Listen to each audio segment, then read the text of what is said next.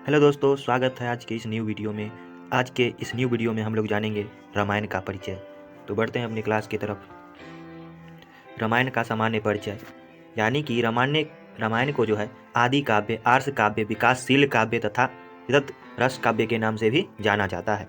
रामायण को किस किस नाम से? तो रामायण को आदि काव्य, आर्ष काव्य, विकासशील काव्य, रस काव्य, ये सब के नाम से जाना जाता है। ठीक है, इनमें जो है 24,000 श्लोक होने के कारण इसे जो है चतुर्विंशति सहस्त्री संहिता के नाम से जाना जाता है। यानी कि इसको जो है एक संहिता का रूप दिया गया है। चतुर्विंशति सहस्त्री संहिता के नाम से इसको जाना जाता है रामायण को। ठीक है, ऐसा भी माना जाता है कि गायत्री मंत्र के 24 वर्ण होने के कारण इसमें 24,000 श्लोक रखे गए हैं।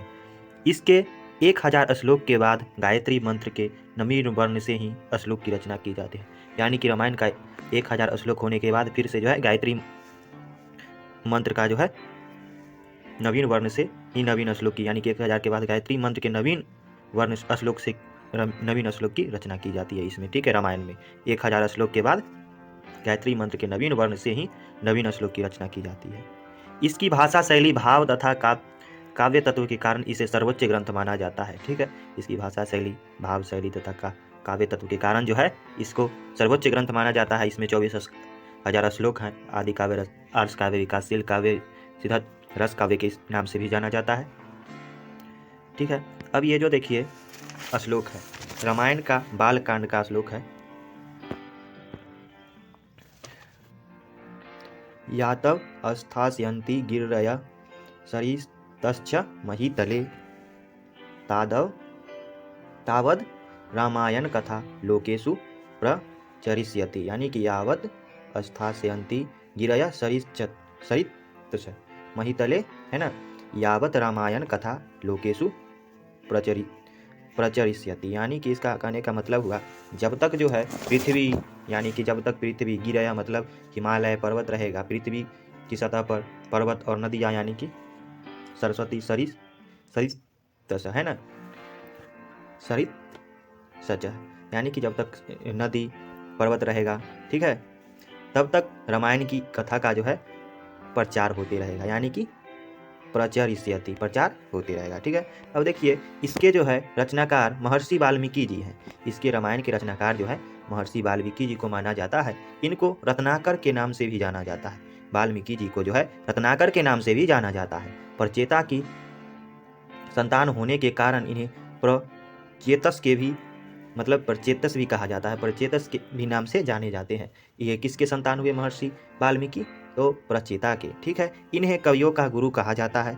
किसको? तो महर्षि वाल्मीकि को इन्हें जो है कवियों का गुरु कहा जाता है। ऐसा भी माना जाता है कि स्वयं ब्रह्मा जी ने इन्हें आदि कवि की उपाधि से विभूषित किया था। क्वेश्चन आएगा, महर्षि वाल्मीकि जी को आदि कवि के नाम से कौन उपाधि से विभूषित किया? आदि कवि जो है कौन माना? तो स्वयं जो है ब्रह्मा जी इनको आदि कवि का उपाधि दिए थे। ठीक है, इस महाकाव्य के लेखन के विषय में मान्यता है कि, यानी कि रामायण महाकाव्य जो है उसका लेखन में विषय मान्यता है कि एक बार महर्षि वाल्मीकि जो है तमसा नदी पर स्नान करने के लिए गए थे। ठीक है, तमसा नदी पर स्नान करने के लिए गए थे। वही नदी के आसपास क्रौंच पक्षी का जोड़ा रमन क्रिया कर रहा था, यानी कि क्रौंच पक्षी जो है रमन क्रिया कर रहा था। इसी समय एक व्याध यानी कि शिकारी ने आकर इनमें से नर क्रौंच पक्षी का जो है वध कर दिया।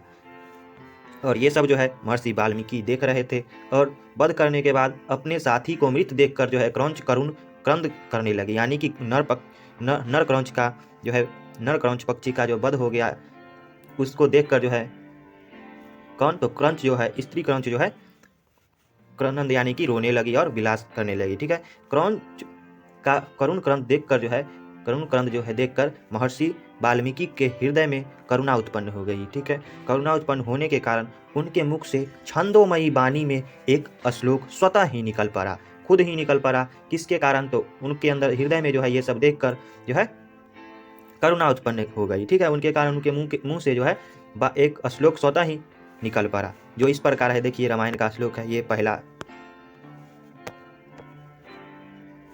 मानिषाद प्रतिष्ठाम त्वमगम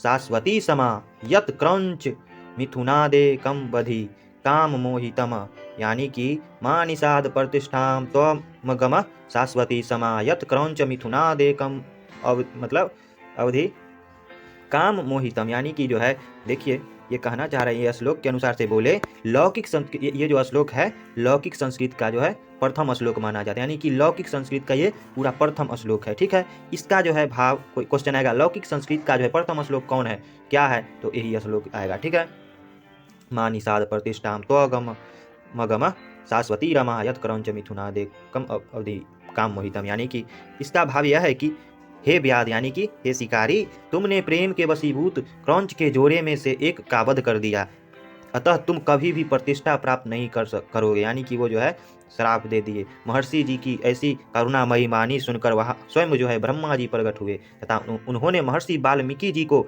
सूर्यवंशी राजा राम के जीवन चरित्र का काव्य रूप में लिखने के लिए कहा। ठीक है, अतः महर्षि ने रामायण की रचना की, किसके कहने पर, तो ब्रह्मा जी के कहने पर। ठीक है, अब देखिए रामायण का रचना काल जो है, रामायण का रचना काल, रामायण के रचनाकार महर्षि वाल्मीकि राम के समकालीन थे, यानी कि राम के समय के थे। राम जन्म के विषय में जो कथा मिलती है उससे पता चलता है कि राम का जन्म उस समय हुआ जब दक्षिण भारत में आर्येतर राजाओं का साम्राज्य था।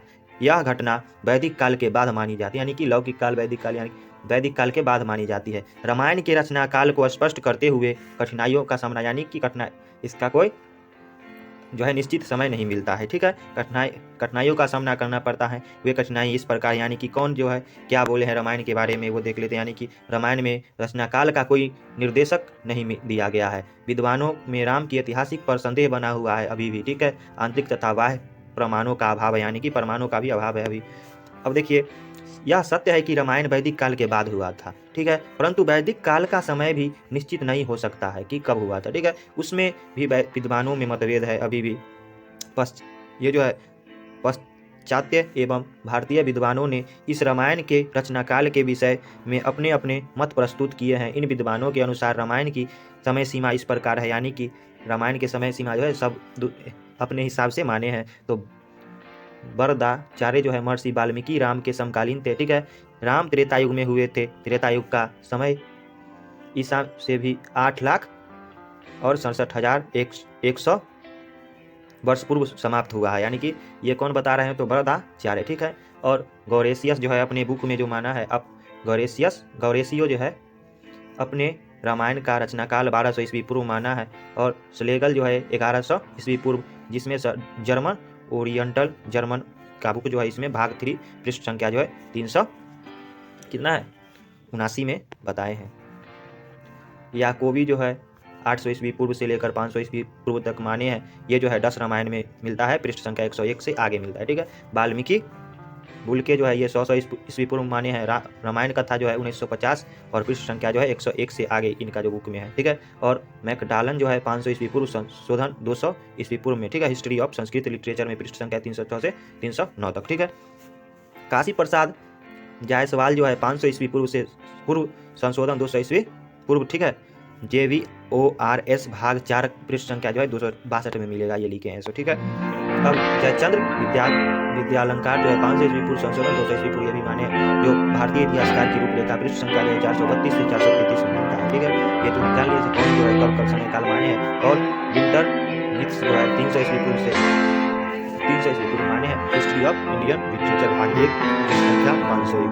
ठीक है, इनका ठीक है ये जो चैप्टर दिया गया है कहाँ पे मिलेगा, भाग 1 में पृष्ठ संख्या 501। ठीक है, अब देखिए यहाँ पे अतः अनेक साक्ष्यों के आधार पर स्पष्ट होता है कि रामायण की रचना 500 ईस्वी पूर्व में हो गई थी।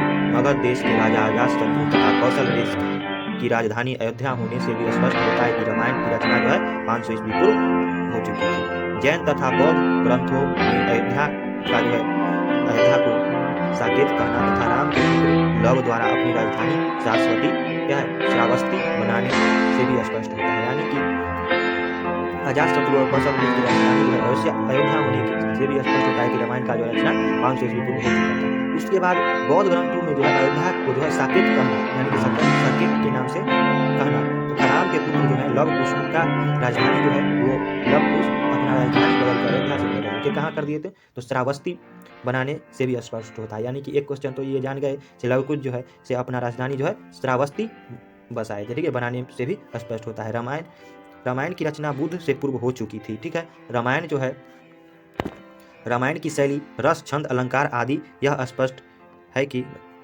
महर्षि वाल्मीकि कृत रामायण की रचना लौकिक संस्कृत साहित्य में हुई है। पूछेगा महर्षि वाल्मीकि कृत की रचना कौन सी हुआ है, तो रामायण की रचना जो है लौकिक संस्कृत साहित्य में हुई है, ठीक है। इसमें जो है वैदर्भी शैली की प्रधानता है, ठीक है। पूछेगा कौन सी शैली की प्रधानता है, तो वैदर्भी शैली की, ठीक है। इसमें माधुर्य, ओज तथा प्रसाद, इन तीनों जो है यहाँ पे गुणों की प्रधानता है। रामायण की भाषा जो है सुंदर, सरल तथा परिष्कृत है, ठीक है।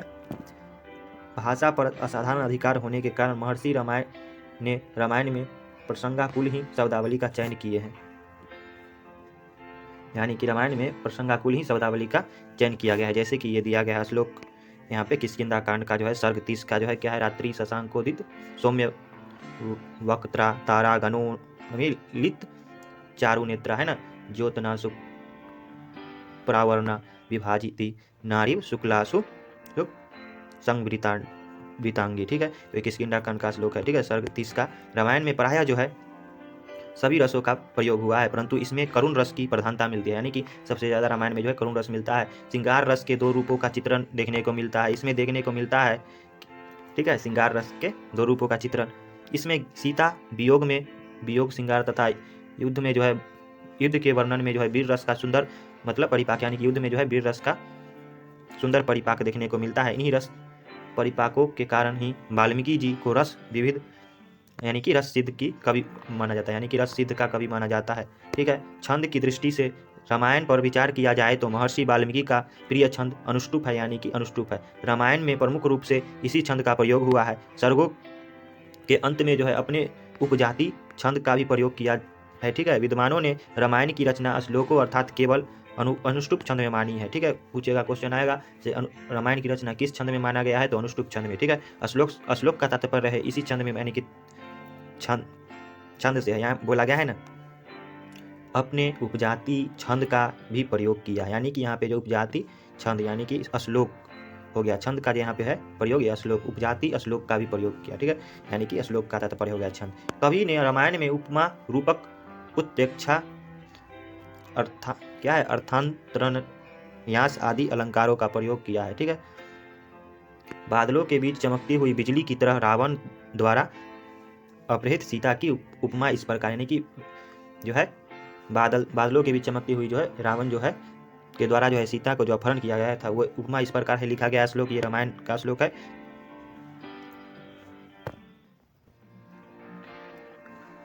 नील मेघाश्रिता विद्युत अस्फुरंती प्रतिभाति में, है ना, अस्फुरंती रावण याके वैदेह्यो तप अश्विनी, ठीक है, तप अश्विनी, यानी कि रावण के द्वारा जो है सीता जी को प्रगति बिजली की तरह रावण द्वारा जो यहाँ पे अपहृत सीता को किया गया था। तो आगे देखते हैं, रामायण का प्राकृतिक चित्रण भी अनुपम है, ठीक है। इसमें वन, उपवन, ग्राम, नगर, आश्रम, नदी, पर्वत, सरोवर, सूर्योदय, चंद्रोदय, ऋतु, सेना, युद्ध, सूर्यास्त, हाथी, घोड़े आदि का सजीव चित्रण किया गया है। उपमा से युक्त चंद्रोदय का सुंदर वर्णन भी है, ठीक है। ये रामायण जो है का श्लोक है, देखिए। हंसो यथा राजतप यंजरस्थ, है ना, सिंहो यथा मंदर कंदरस्थ, वीरो यथा गर्वित कुंजरस्थ, चंद्रो विव्रवज तथा अम्बरस्थ, ठीक है। ये जो है श्लोक है रामायण का।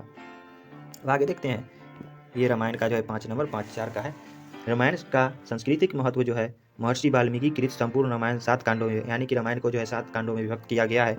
कौन कौन सा है? बालकांड, अयोध्याकांड, अरण्यकांड, किष्किंधा कांड, सुंदरकांड और युद्धकांड तथा उत्तरकांड, ठीक है। रामायण को 7 कांड में विभक्त किया गया है। रामायण के केवल महाकाव्य ही नहीं बल्कि यह एक आचार शास्त्र एवं धर्मशास्त्र से भी जाना जाता है। इसमें जो है मानव जीवन के आदर्शों का प्रस्तुत किया गया है, यानी कि मानव जीवन के आदर्शों को प्रस्तुत किया गया है। यह सांस्कृतिक एवं धार्मिक दृष्टि से प्राचीन भारतीय सांस्कृतिक आचार, यज्ञ, विधि विधान एवं महत्व, सत्य, व्रत, धर्म आदि का ज्ञान प्रदान करता है, ठीक है। सामाजिक दृष्टि से यह जो है, सामाजिक दृष्टि से भी यह पति पत्नी के संबंधों, पिता पुत्र के कर्तव्य, गुरु शिष्य के व्यवहारों, भाई ये प्रति कर्तव्य माता पिता की आज्ञाओं तथा आदर्श गृहस्थ जीवन को की अभिव्यक्ति प्रस्तुत कराता है। ठीक है, इसमें मातृ पितृ भक्ति, दाम्पत्य प्रेम सुंदर चित्रण, ये जो है दाम्पत्य प्रेम का सुंदर चित्रण मिलता है। इसमें अधर्म पर धर्म की विजय, अनाचार पर सदाचार की विजय तथा यहाँ पर पाप पर जो है पुण्य की विजय का सुंदर चित्रण मिलता है। ठीक है, ये तो जानते ही हैं। राजनीतिक दृष्टि से इस पर विचार किया जाए तो इसमें जो है राजा के अधिकार एवं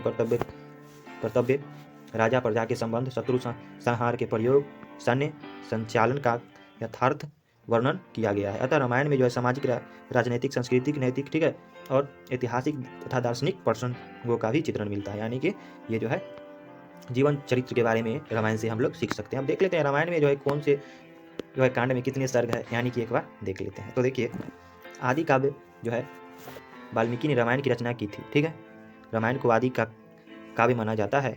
मत के अनुसार जो है वाल्मीकि त्रेता युग में हुए थे, ये तो बता ही दिए हैं, लेकिन वर्तमान मतानुसार वाल्मीकि का समय 500 ईस्वी पूर्व माना जाता है। रामायण में जो है 7 कांड और 665 सर्ग तथा 24,000 श्लोक माना जाता है। ठीक है, तो देख लेते हैं। बाल कांड में जो है 77 सर्ग है। ठीक है, और अयोध्या कांड में जो है 119, और अरण्य कांड में जो है 75, किष्किंधा कांड में 67, और सुंदर कांड में 68, युद्ध कांड में 128, और उत्तर कांड में जो है कितना हो गया 111, और कुल जो है पूरा रामायण में सर्ग 645 सर्ग है। ठीक है, तो आप लोग आज देखें कि रामायण का परिचय।